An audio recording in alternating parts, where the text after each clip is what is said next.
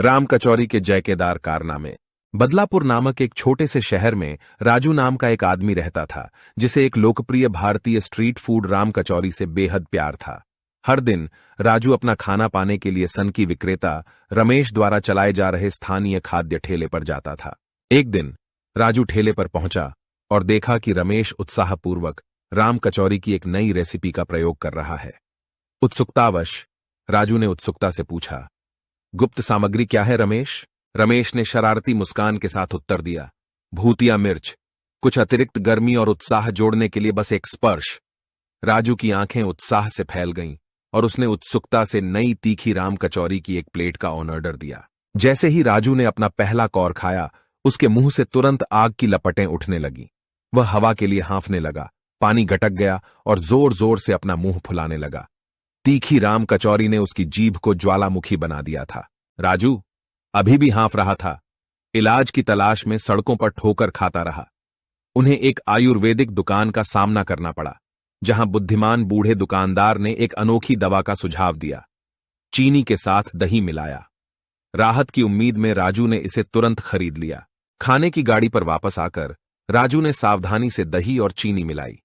हालांकि जैसे ही वह एक चम्मच लेने ही वाला था, एक शरारती सड़क का कुत्ता उछल पड़ा और पूरा कटोरा खा गया। राजू की आंखें अविश्वास से फैल गईं जब उसने कुत्ते को अपने होंठ चाटते हुए देखा। मसाले से अप्रभावित लग रहा था। अपनी जीभ अभी भी जलते हुए राजू ने एक दूध वाले को डिलीवरी करते हुए देखा। हताश होकर राजू ने दूध की एक बोतल छीन ली और सीधे कार्टन से पी लिया। दूध की सुखद ठंडक ने अंततः उसके मुंह की आग को बुझा दिया। राजू खाने की गाड़ी पर लौटा। उसका चेहरा लाल था और उसके ऊपरी होंठ पर दूधियां मूंछें थीं। उसने रमेश की ओर देखा, जो अन्य ग्राहकों की सेवा में व्यस्त था, और मामले को अपने हाथों में लेने का फैसला किया। राजू ने रमेश के मसाले के डिब्बे से मुट्ठी भर भूतिया मिर्चें उठाईं और उसे बिना बताए चुपचाप उन्हें रमेश की चाय में डाल दिया। वह शरारत से मुस्कुराया, बेसब्री से रमेश के एक घूंट पीने का इंतजार कर रहा था। शरारत से अनजान रमेश ने अपनी चाय का एक घूंट लिया और हाँफते हुए तुरंत उसे उगल दिया। उसका चेहरा लाल हो गया और उसने राजू की ओर देखा, जो बेकाबू होकर हंसने लगा। अपने मसालेदार कारनामों की बेरुखी का एहसास करते हुए वे दोनों एक साथ हंसने लगे। उस दिन के बाद से राजू और रमेश के बीच एक अटूट बंधन बन गया। वे राम कचौरी की अनगिनत प्लेटों पर हंसी और कहानियां साझा करते थे।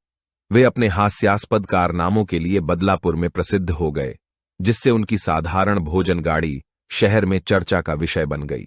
और इस तरह राम कचौरी के साथ राजू और रमेश की उग्र मुठभेड़ की कहानी पीढ़ी दर पीढ़ी चली गई, जिससे शहर के इतिहास में उनका नाम हास्य जोड़ी के रूप में हमेशा के लिए दर्ज हो गया, जिसने उनके जीवन में हंसी और मसाला लाया।